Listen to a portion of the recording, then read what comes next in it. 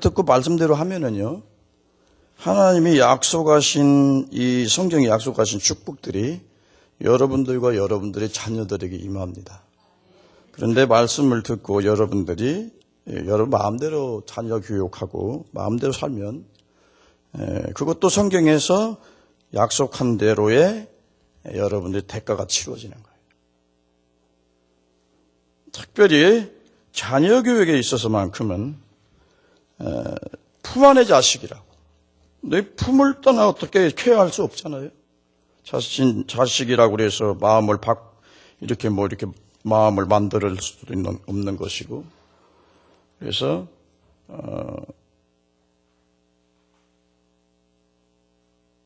잘 하나님 앞에 바로 세우는 것이 중요합니다.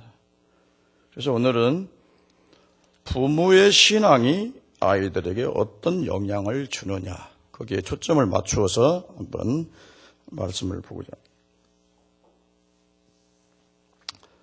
합니다. 수십 년 전에 미국에 한 억만장자가 있었습니다. 그는 세상에 모든 것을 가졌습니다. 그럼에도 불구하고 자녀는 하나밖에 없었습니다. 여러분, 모든 걸 다 가졌는데 자녀가 하나밖에 없다. 이 자녀가 얼마나 부모에게 소중하고 귀하겠습니까? 그래서 음이야 오기야 그렇게 키웠어요. 그래서 아버지는 그가 자라기를 기다렸다가 18세 성년식하고 그 뒷돈에 생일에 수백만 불의 재산을 물려줍니다. 그때부터 이 아들은 가진 돈을 가지고 방탕하기 시작합니다. 특히 우리나라에서 일을 저지르는 그 재벌들의 2, 3세들, 그 오렌지족이라고 칭하는 그들은 우리가 상상할 수 없는 악을 행하고 삽니다. 그것은 그들의 부모들이 돈이 있기 때문이고 마음대로 살도록 돈을 주었기 때문에 그런 생활이 가능한 겁니다. 사람이 인격이 안 되고 신앙이 제대로 뿌리박히지 못한 상태에서 돈을 가지기 시작하면요, 방탕한다는 걸 여러분 아셔야 돼요. 그래서 하나님은 우리에게 물질 축복 주는 것을 굉장히 심사숙고해서 주시는 거예요.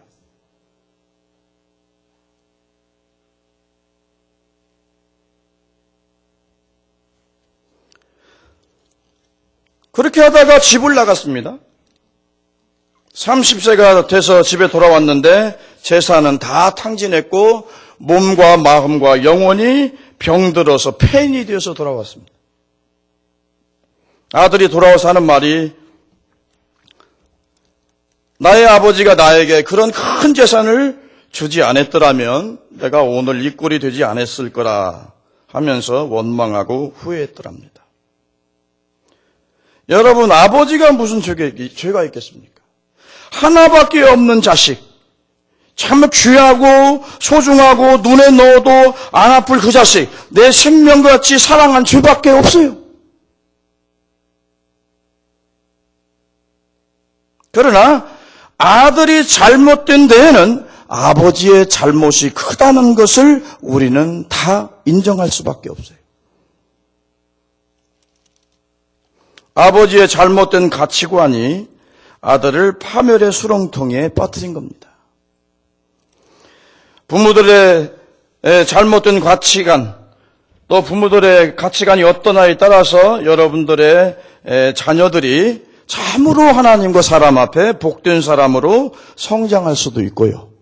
그렇지 않으면 모든 사람들에게 해악을 끼치는 그런 불의하고 불법한 자식으로 성장시킬 수도 있는 겁니다.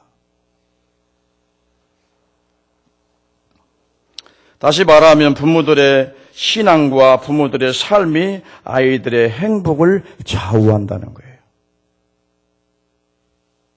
그래서 자녀들은요, 부모의 영적인 원리가 꼭 부모에게서 많은 것을 받아서 누려요. 성경의 원리를 보면 그래요.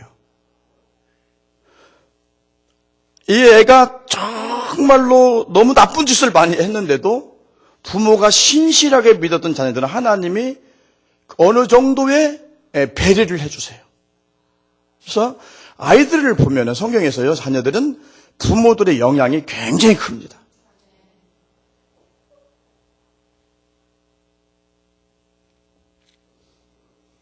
부모가 세속적이고 쾌락적이고 정욕적이면요, 그렇게 살면 아이들도 똑같이 거기서 그것을 물려받게 돼 있어요. 그래서 2, 3세 되는 어린아이들이 그 세계에서, 그 세계관에서 할 수 없는 할 수 없는 행동을 합니다. 그럴 때 굉장히 충격을 받죠. 그건 어디서 배운 걸까요? 자기 부모들이 한 겁니다. 그걸 아이들은 어떤 여과 없이 그대로 받아들이는 거죠. 그게 좋은 건가 나쁜 건지 모르고. 그래서 애기들이 욕도 어른이 하는 욕을 해요. 자기 친구한테. 그건 어디서 배웠을까? 자기 엄마 아빠가 싸울 때 배운 거야. 보고. 못된 것은 따라서 하라고 하면 인간은 잘해다. 그래서 아이들 앞에서는 어떻게 행동할까를 여러분들이 조심하셔야 되고, 꼭 나하고 남편하고 토론을 벌여야 되겠다, 논쟁을 해야 되겠다라는 상황이 벌어지면 아이들이 없는 데서 하시는 것이 지혜로운 겁니다. 그래서 아이들은 이렇게 본받아서 좋은 것만 아이들 앞에서 그렇게 사세요. 진실하게, 정직하게, 참으로 매력적인 인격을 가지고 그렇게 그런 신앙을 가지고 그렇게 살면 아이들이 그것을 통해서 배우는 겁니다. 오늘도 마찬가지죠. 어린아이라고 어저께 가가지고 애들 유한답시고 가가지고 놀이 끼고 타주고 뭐하고 주일날 됐는데도 교회도 안 오고 이렇게 하면 애들이요, 나중에 저도 그렇게 살아요. 그리고 그런 자식 하나님이 복 주실 리 없습니다.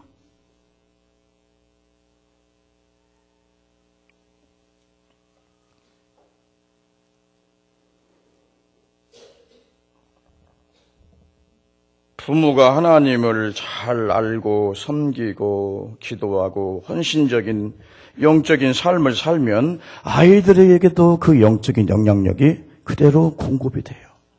그래서 대개 보면 부모님이 은혜스럽게 신앙생활하는 애들을 보면은 자녀들도 신앙생활을 참 은혜스럽게 합니다. 그런데 부모가 은혜가 떨어져서 마귀짓 하잖아요. 그럼 그 새끼도 마귀짓 합니다. 그러니까 내가 어떻게 사느냐, 그 영적인 것들이 자식에게 영향을 준다라는 것을 기억해야 합니다. 북쪽에 그 솔로몬이 하나님을 잘 섬겼죠, 처음에는. 근데 악을 행하니까 그 아들 르호보암도 하나님 앞에서 악을 행했다, 그렇게 성경에 나와요. 그리고 북쪽 이스라엘 12지파의 왕이었던 초대왕 여로보암이 자기 정치적인 목적을 위해서 우상 숭배를 합니다. 2개의 성전을 지어놓죠. 구원은 오직 시온에서 나옵니다. 그런데 하나님이 유일하게 거기에만 구원의 길을 주셨는데, 이제 여로보암은 아니다, 여기도 가도 되고 여기도 가도 되니까 그쪽 이스라엘까지 유다까지 갈 필요 없다. 그래서 자기 정치적인 이유로 2개의 성전을 짓는데요, 그 모양이 애굽에 있는 그런 종교를 본받아서 성전 구조와 그런 제사법을 갖다가 거의 본받아서 그렇게 송아지를 만들어서 섬깁니다.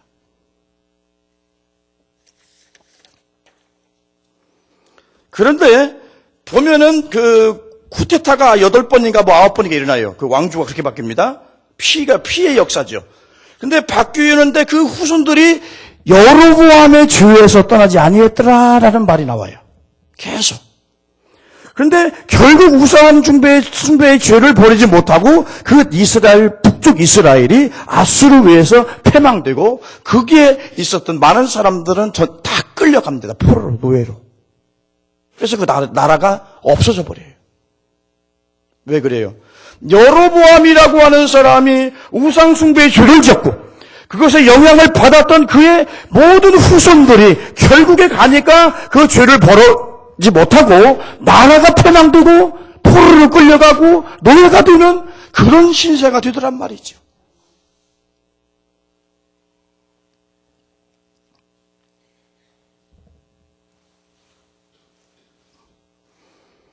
요즘의 노인들의 학대가 심한 상황이죠. 그래서 보험 들어놓고요. 휘발유 찍고는 불 질러놓고 부모들 다 돌아가시게 하고 저는 저쪽 가서 놀고 있어요.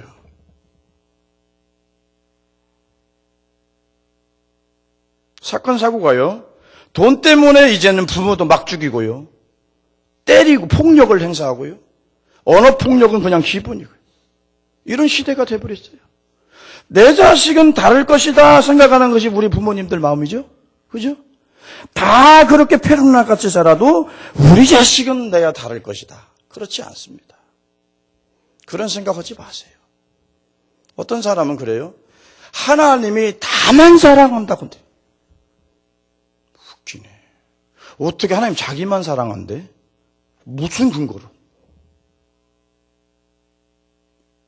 나만 사랑하는 게 아니고요. 하나님 다 사랑하세요. 근데 그런 원리로 자기 자신만 괜찮게 될 거란 말이지.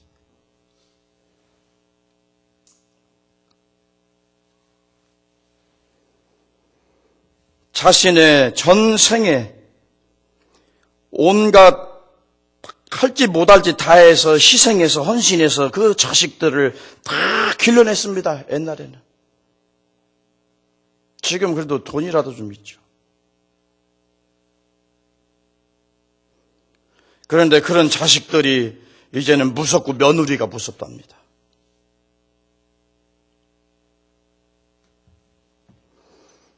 가슴 아픈 현실이지요.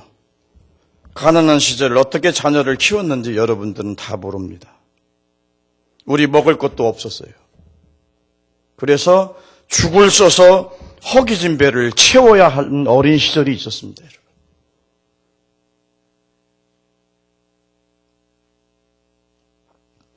자신이 먹을 거 안 먹고 입을 것 안 입고 자식을 양육하고 여러분 다 그렇게 공부시켰어요. 시장에 시금치 따다가 깻잎 따다가 상추 따다가 그렇게 다 내다 팔아서 애들 가르쳤어요. 특히 이게 고구마 순을 우리는 많이 갖다 팔아서 살았습니다. 몸이 병들도록 일하고 품팔아서 사실 공부시켰죠. 그러나 대학은 그걸로도 안 돼요. 논 팔고 밥 팔고 빚 내서 대학 공부시켰습니다. 그런데 그런 자식들이 두려움의 대상이 됐습니다. 지금.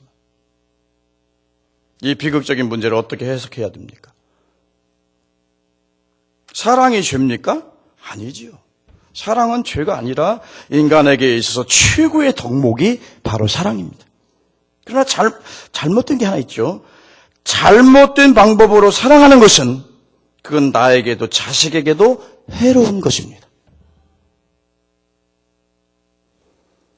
차라리 버린 자식처럼 버리고 버린 자처럼 살아고 그렇게 아주 그냥 사랑 한 번 제대로 못 받고 자란 자식들을 하면 보니까 나중에는 효도를 해요.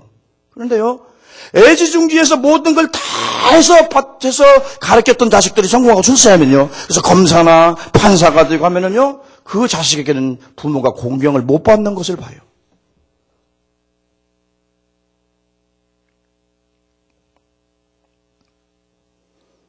부모들이 잘못 생각한 것이 있죠. 세상이 성공하고 돈 많이 벌고 그것이 행복의 조건이라고 생각하는 사람들이 있어요. 그러나 그것은 절대로 행복의 조건이 아닙니다. 내 자식만이 최고라는 이기적인 생각들을 가지고 있습니다.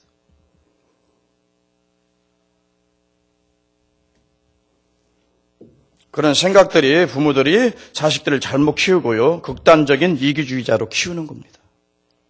그래서 애들이 뭐래요? 자기밖에 몰라요. 우리 박사학위 공부하는데도 거의 30대, 35 그대예요.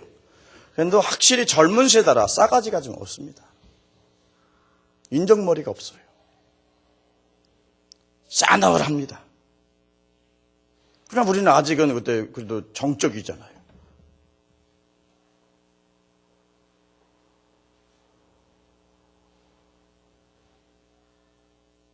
그래서 그런 생각을 해봐요. 이런 사람들이 신학해가지고 석사 받고 박사 받아서 목사 돼가지고 무슨 이 설교를 하고 양육을 하겠나 그런 생각이 들어요. 조금 젊은 세대도 그래요. 굉장히 자기밖에 모릅니다. 타인에 대한 이해나 배려나 그런 헌신을 찾아볼 수가 없어요. 조금도 손해보려고 안 해요. 목사도 성도도 세상 사람들하고 다를 게 하나도 없어.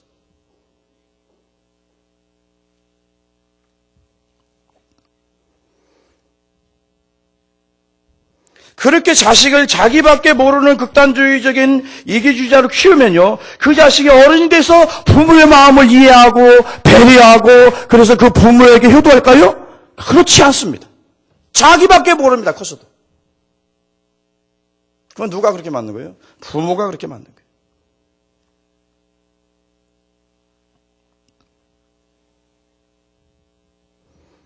이기주의적인 생각을 가지고 사는 사람들은요, 자기의 행복에 누가 조금 침해를 한다, 조금 피해가 되는 것 같다 하면은 공격적으로 변하는 게 특징입니다. 그래서 폐륜화를 만드는 것, 잘못된 자식을 만드는 것은 부모의 이기적인 삶과 잘못된 그런 가치관과 잘못된 교육 방법에 있습니다. 오늘 본문은요, 요셉의 두 아들이 하나님으로부터 축복을 받았다는 내용입니다. 그런데 보니까 요셉으로 인하여 그들에게 복을 주시되 그런 구절이 나오죠. 여기 48장 15절에 보면요, 그가 요셉을 위하여 축복하여 이르되, 누구를 위하여? 요셉을 위하여 축복하여 이르되, 내 조부 아브라함과 아버지 이삭에 섬기는 하나님, 나의 출생으로부터 지금까지 나를 기르신 하나님, 나를 모든 환난에서 건지신 하나님의 사자께서 이 아이에게 복을 주시오며 아들로 내 이름과 내 조상 아브라함과 이삭의 이름으로 칭하게 하시오며 이들이 세상에서 번식되게 하기를 원하나이다. 그래서 축복의 기원이 아버지에게 있는 것을 볼 수가 있어요. 요셉의 축복의 뿌리입니다. 그 뿌리에서 므낫세과 에브라임이라고 하는 그런 자식들이 여호와의 복을 받는 거예요. 그래서 요셉의 두 자녀는 아버지 요셉과 관련이 있고 아버지 요셉과의 신앙과 관련이 있어요. 그가 요셉을 위하여 축복하여 이르되, 그러죠. 성경에 요셉 때문에 그의 자녀들이 축복받았다는 것입니다. 그러니까 요셉의 삶이 그 자녀들에게 하나님의 축복을 받게 만든 것입니다. 요셉의 신앙의 삶이 그 자녀들을 복되게 만드는 거예요. 성경에서 그래서 말씀합니다. 출애굽기 20장 5절에 보면 그것들에게 절하지 말며 그것들을 섬기지 말라. 내 하나님 여호와는 질투하는 하나님인즉 나를 미워하고 하는 자는 죄를 아비로부터 아들에게 3, 4대까지 이르게 하려니와 나를 사랑하고 내 계명을 지키는 자에게는 1000대까지 은혜를 베푸느니라 그랬어요. 자손들에게 영향을 있다는 얘기예요. 그래서 부모들의 신앙과 삶이 자녀들에게 축복되게 했다는 내용이에요.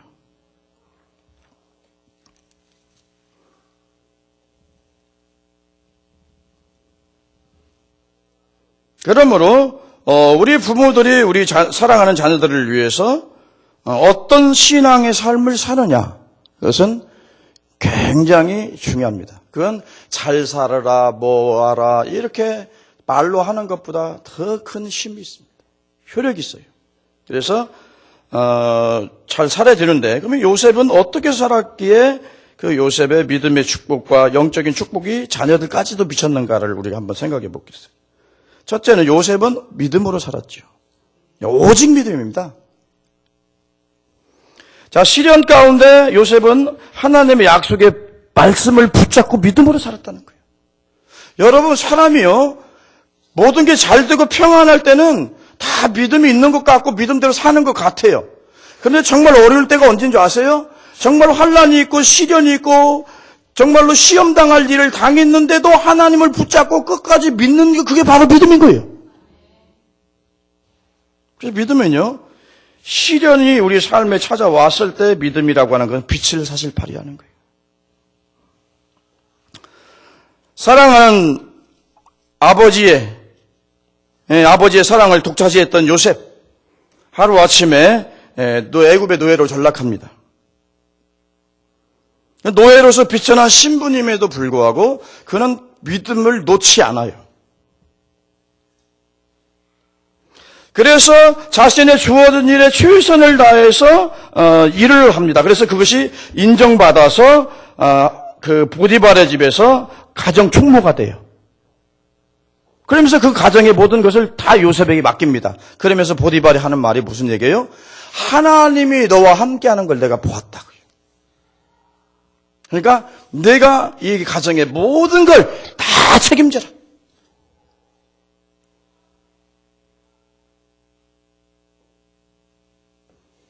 여러분, 여러분들의 남편이, 여러분들의 아내가 여러분들에게 당신은 하나님이 함께하는 것을 보았다라는 말을 그렇게 들으시기 바랍니다. 당신을 보니 마귀 생각난다. 그런 소리 들으면 안 되지요. 그죠? 어떤 사람은 그래요. 자기 아내가 막 달라드는데 보니까 마귀더래요. 얼굴이. 그거 무서워갖고 도망갔대. 그런 말 들으면 안 되지요. 그건 저주스러운 겁니다.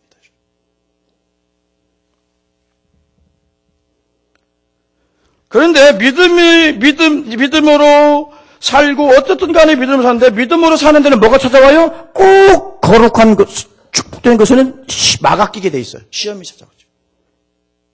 그래서 후에 시험이 찾아오는데 그 후에 그 주인의 아내가 요셉에게 눈짓하다가 동침하기를 청했다. 주인의 아내의 유혹을 받아들이면은 인간적으로 그 모든 고통에서 노예 신분에서 자유케 될 수 있습니다. 유일한 기회입니다. 그런데 그것을 거절합니다. 그럼 뭐 때문에 거절할까요? 네? 뭐 때문에 거절?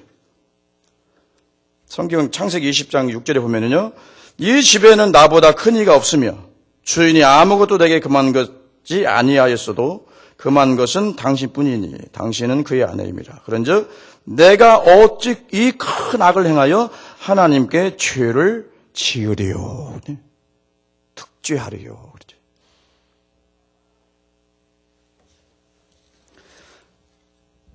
죄를 짓고 타협하면 당장 내게 돌아오는 것이 엄청납니다. 그런데 또 불구하고 그 모든 걸 포기하고 죄로 인해 타협하지 않고 믿음 때문에 그걸 포기하고 타협을 거절합니다. 그게 믿음인 겁니다. 사람들은요, 믿음 생활하면 막 사업 잘 되고 돈 많이 벌어들이고 막 그런 줄 알아요? 그거 상관없어요, 그러다고.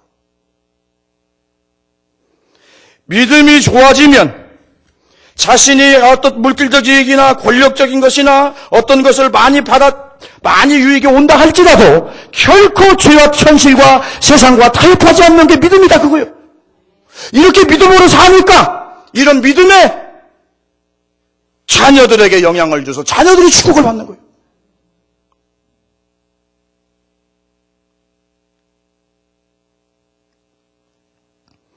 그 다음에 두 번째는요, 철저히 하나님께 순종하는 삶을 살았습니다. 노비용을 썼습니다. 옥에 갇히는 희생을 감수했습니다. 그러면서도 하나님의 말씀, 원망 불평하지 않고요, 하나님의 말씀에 철저히 순종합니다. 그러면서 밝은 마음과 밝은 생각을 가지고 살아요. 억울하다, 하나님이 왜 그랬을까, 그런 따지지도 않아요. 그냥 하나님의 주권적 섭리를 믿으시고 이 모든 것도 하나님이 내게 유익을 위한 것이다, 그렇게 믿으시고 그냥 최선을 다해 또 가서 감옥생활 잘해요. 그냥 감옥생활에 가서도 어떻게 되죠? 또 머리로 세우잖아요. 죄수들 중에 또 이 머리로 세웁니다. 대부분의 사람들은요, 현실주의자입니다. 모든 것의 기준이 현실이에요. 그리고 물질주의자고요. 모든 것의 가치와 의미와 기준을 이 물질에다가 부여를 해요. 그러니까 돈 많이 벌고 건물 크게 짓고 하면 이건 다 성공한 거야. 근데 그 위험한 생각이에요. 위험한 발상이에요.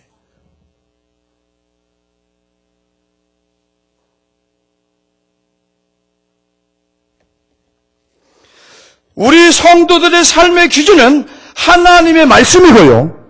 하나님의 약속이 말씀하셨을 때 내가 어떻게 반응하느냐. 그래서 하나님 말씀을 받아들이고 순종하는 것이 우리 성도들의 삶의 기준이 되어야 되는 거예요.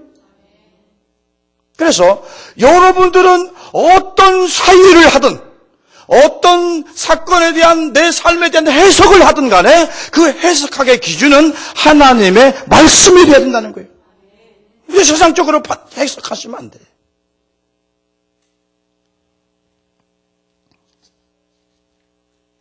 많은 사람들은 내 형편, 내 조건을 내세우면서요, 하나님 말씀에 순종하지 않는 것들을 봅니다. 형편이 좋을 때, 그래 돈이 있고 애들하고 놀러 다니고, 저기 가서 뭐 어디 호텔에 가고 뭐 어디 가서 놀 수 있는 돈이 있고 여유가 있으면요, 교회 안 나옵니다. 근데 그 영원하지 않잖아요. 네? 그러잖아요? 그 행복합니까? 그러고 오면? 나 더 허탈할 것 같아. 연극이 끝난 후. 와, 그 노래 좋네. 연극이 끝난 후 그 쓸쓸함이 자꾸 밀려오는 거예요. 축제가 벌어진 후 혼자 있을 때는 자기 영혼에 쓸쓸함이 몰려오는 거예요. 그게 인생이요. 그러니까 세상에서 아무리 큰 인기를 누리고 어떤 스타가 되고 사람들에게 인정을 다 받아도요, 자신 혼자 자신의 방에 들어와서 있으면 외로움과 고독으로 시달려요. 그래서 스타들이 마약을 하는 것이고, 그렇게 해가지고 더 나아가면 자살까지 하는 거예요. 그러잖아요? 정말로 바지가랑이가 찢어질 정도로 배고픈 사람, 가난한 사람 자살 안 해요? 돈 받고 그래도 괜찮은 사람들이 자살을 해요. 그렇지 않아요?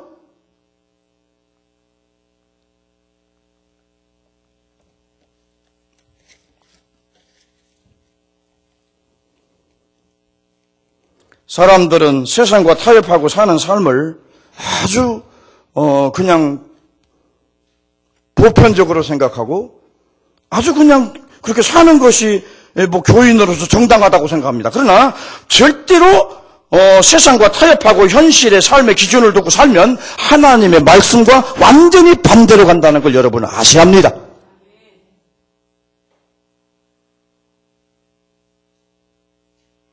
여러분 잘 되게 하려고 내가 성경 잘 가르치는 거예요. 성경 가지고 거짓말 해봐, 사기치봐. 얼마나 성경 가지고 사기치고 거짓말하는 인간들이 많습니까? 자기 영혼 살리는 데는 관심 없고 땅 사고 건물 짓고 자기들의 이름을 내고 바벨탑을 쌓고 자기 이름을 내고 명예를 드높이려고 하는 그것이 얼마나 우리 한국교회에 만연해 있는지 몰라요? 그래서 성도들의 호주머니의 사정이 어떻든 간에 그 사람이 어떻게 힘들게 살든 뭐하게 살든 그 관심 없어요. 어떻게든지 건물 짓는데 이 돈 빼내려고 혈안이 돼 있다.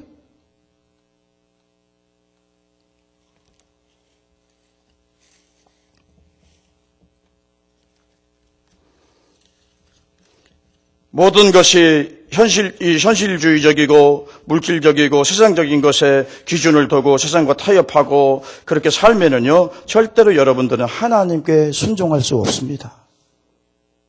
말씀대로 못 살아요, 그건.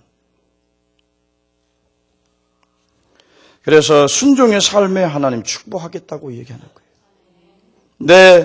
내가 내 하나님 여호와의 말씀을 삼가 듣고 내가 오늘 내게 명하는 모든 명령을 지켜 행하면 내 하나님 여호와께서 너를 세계 모든 민족 위에 뛰어나게 하실 것이라.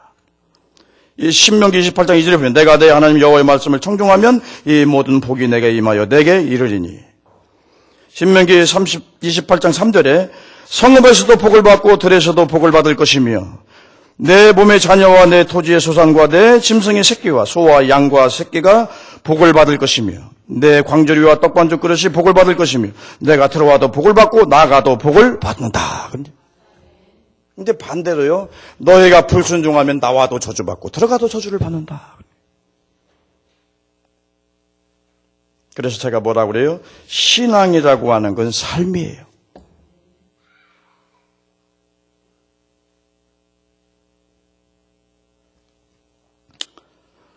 그 다음에요, 세 번째 보면은 요셉은 평생 어떻게 살았어요? 헌신적인 삶을 살았어요. 전부 섬기는 일에만.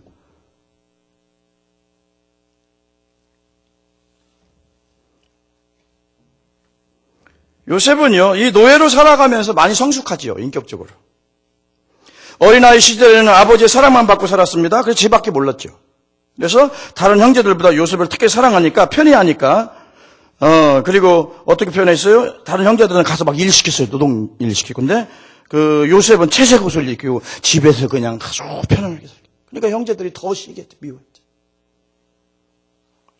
그러니까 이렇게 과잉보호하면 어떻게 돼요? 야, 나는 너희들하고 좀 달라. 그런 생각 하겠어요? 안 하겠어요? 다 생각하게 되는 거예요. 그렇게 만들어져요. 생각 안 해도. 그래서 요셉은 이기적으로 자라게 되고 교만하게 자라고 오만한 아이로 자라게 되는 거예요. 요셉이. 요셉이라고 허물이 없는 인간이 아니에요. 그의 꿈을 이야기하는 걸 볼 때 오만함이 거기에 포함되어 있습니다. 하나님의 계시도 있지만. 또 형제들의 잘못 허물이 있을 때 그 과실을 덮어주지 않고요. 아버지 앞에 가서 확 고자질합니다. 확 일러버리죠.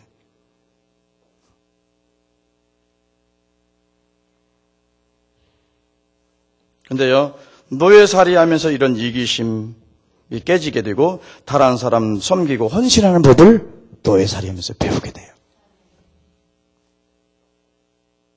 저는 우리 저세상 분이 되셨지만 저희 아버님을 통해서 섬기는 법이 무엇이고 헌신하는 것이 무엇이고 순종하는 것이 무엇인지를 잘 배웠어요.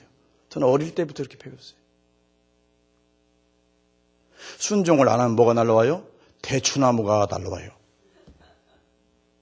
나 초등학교 2, 3학년 때 대추나무로 맞은 사람이요. 각기목으로 맞고. 맷집이 좋아 그래서 지금. 웬만큼 맞아서는 안 떨어져 잘. 왜? 어릴 때부터 많이 맞아서 단련했거든요. 저희는 그래서 오직 우리 아버지의 비율을 맞추고 기분을 맞추고 하는데 모든 삶의 모든 걸 전부 집중하고 살았어요. 성장 과정 속에서. 나는 없어. 나는 간구도 없고 우리 아버지만 보여.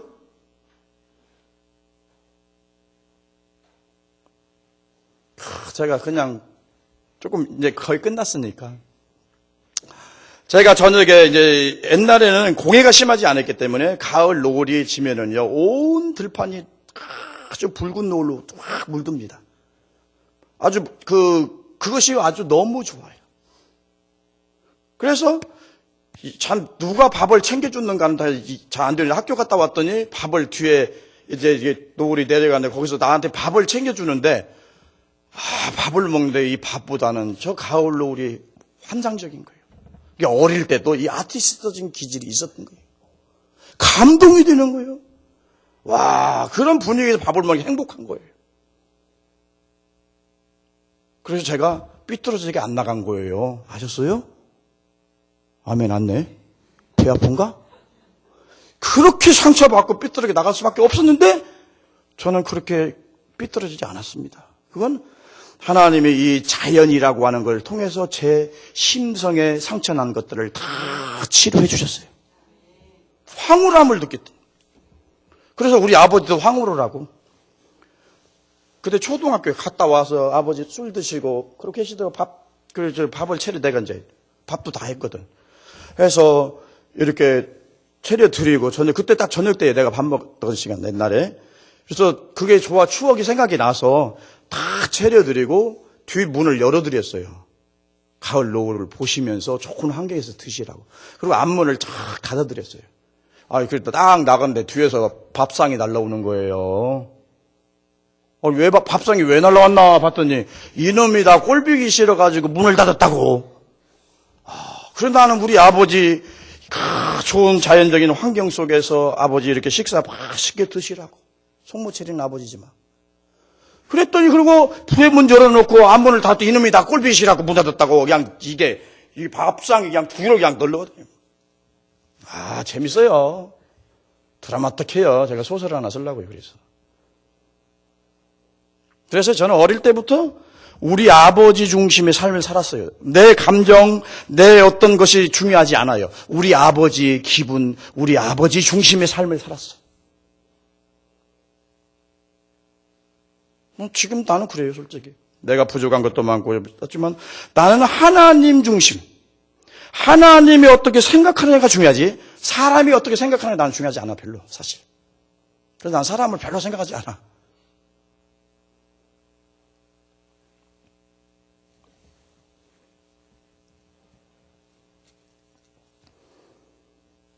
근데 요셉도 그런 고난을 통해서 이기심이 깨지고 자기 중심적인 것이 깨지고 헌신하는 것이 뭐고 봉사가 무엇인지를, 타인을 위해서 사는 삶의 보람이 무엇인지를 요셉이 배우게 되죠.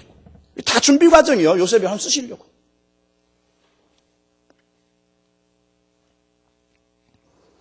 그래서요, 요셉은 평생 동안 타인을 위해서 봉사했고 마지막에는 나라를 위해서 봉사하다가 죽었어요.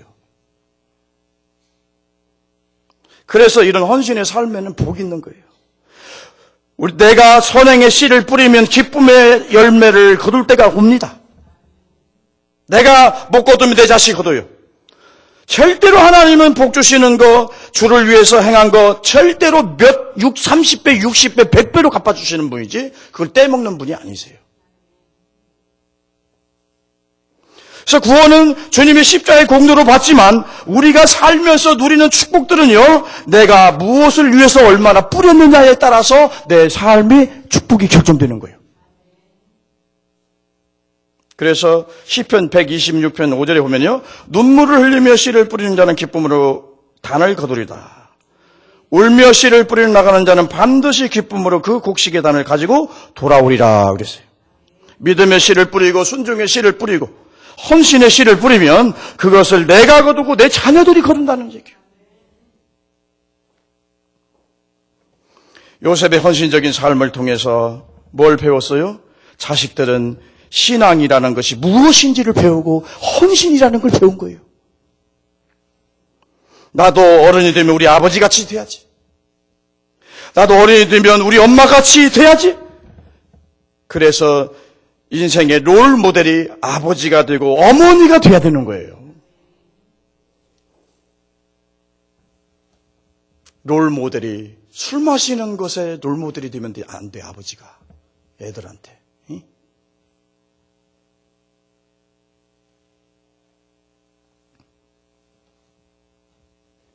위대한 인물들 배후에는요, 위대한 신앙을 가진 신앙의 아버지가 있고 신앙의 어머니가 있어요. 사무엘은 어머니 한나의 신실한 신앙과 기도로 만들어진 사람이 사무엘이에요.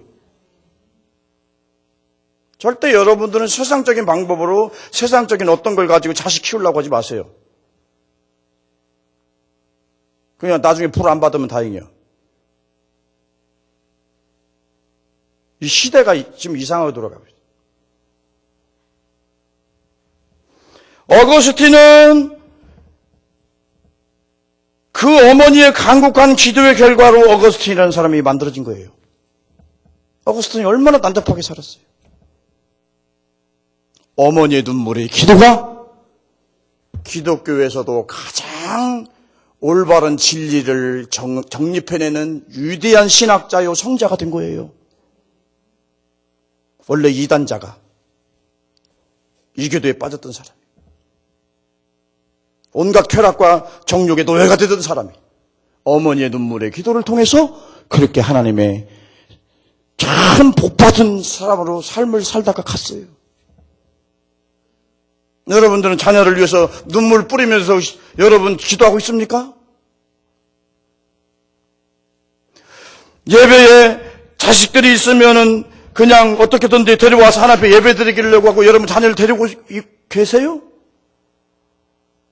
강남에서요, 전도사들이 시험 기간에 그 애들들 나오라고 하면 그 중직자들의 어머니, 아버지한테 되게 혼내답니다.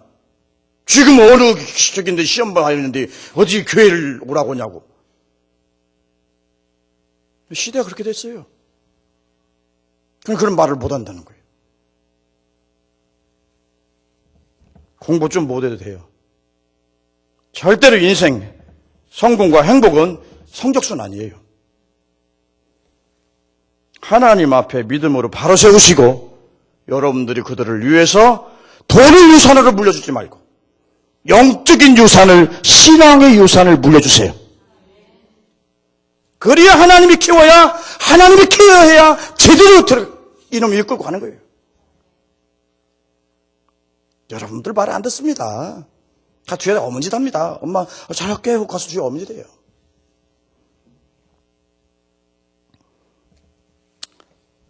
에브라함 링컨도 어때요?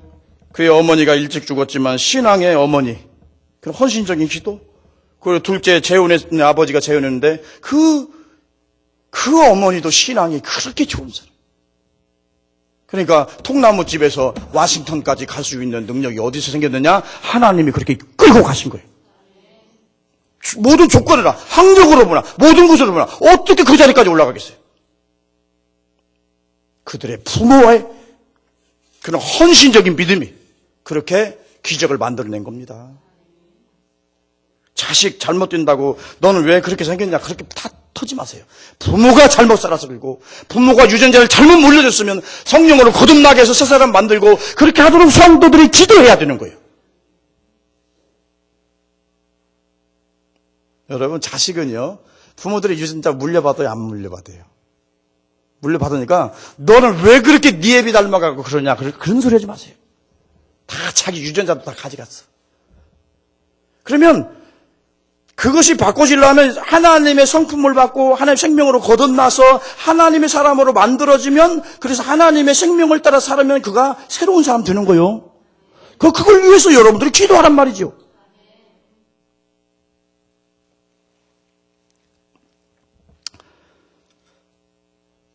결론적으로 말씀드리겠습니다. 웨슬리와 동생 찰스 웨슬리죠. 어머니가 굉장히 경건한 사람입니다. 수산나는 17자녀. 연필 한 다스가 몇 자루입니까? 그럼 한 다스를 더 낳네. 17을 낳았으면. 와우. 17명 자녀를 키웠는데요. 이 수산나는 어릴 때부터 그 경건한 가정에 자라서 굉장히 엄격하게 키웠어요, 자녀들. 자기 고집을 피운다든가 성질을 피운다든가 그러면 그 고집을 꺾어요. 여러분 그러잖아요? 잘 가다가 엄마 저기 사줘 그러다가 안 사주면 어때요? 막 땡깡 부리죠, 그죠? 땡깡 부리면 안 되면 어떻게 해요? 누워버리죠. 그러면 어떻게 해요? 교회는 가야겠지. 시간은 다르지. 야, 교회 가야지. 갔다 와서 사줄게. 아니야 하고 막 하면 막 들어가서 막 사갖고 막 가자고 막 밟아버려 그냥. 뭐 그런 새끼 키우려고. 그 자식 안 돼. 그렇게 키우면. 그래서 수산나는 애들이 그렇게 고집을 부르면요 반드시 꺾었다고 그래요. 체벌을 통해 꺾었대요. 그래서 아이를 사랑하면 자면에면요 매를 아끼지 마라 그랬어요. 매 죄악의 본성이 있거든요. 그 고집 피우고 자기 성질 부리고 이런 놈들 절대 놔두면 안 돼요. 매를 들어서 그 꺾어버려야 돼. 아멘하고도 아니냐. 아니 그냥 너무 그냥 이렇게 보기도 아까운데 어떻게 때려. 그죠? 제가 우리 자식 키운 기억도 별로 없습니다만은 저는 광야에서 살아서 송은이를 이제 한번 잡대를 저는 한번 잡으면은 그냥 죽게 잡아요. 근데 보통 때는 매를 안 들어요. 그런데 때리는데 이 갓김을 때리는데 내 마음이 더 아프더라고. 그래도 어떡해. 잘못된 건 꺾어야지. 바로 잡아야지. 그 뒤로는요, 딱 눈만 딱 뜨잖아요. 그러면 후딱 잘못된 되게 하면 후딱 버리고 그러게 고집 안 피워요. 한 번 잡는 것이 중요한 거예요. 사랑한다고 그냥 애들이 원하는 대로 놔준다고 그게 좋은 게 아니야. 잘못된 버릇 키워주면 그렇게 크면 복 받겠어요? 못 받겠어요? 못 받지요. 그건 자식 사랑하는 법이 아니에요. 그건 체벌을 하는 게 사랑하는 겁니다.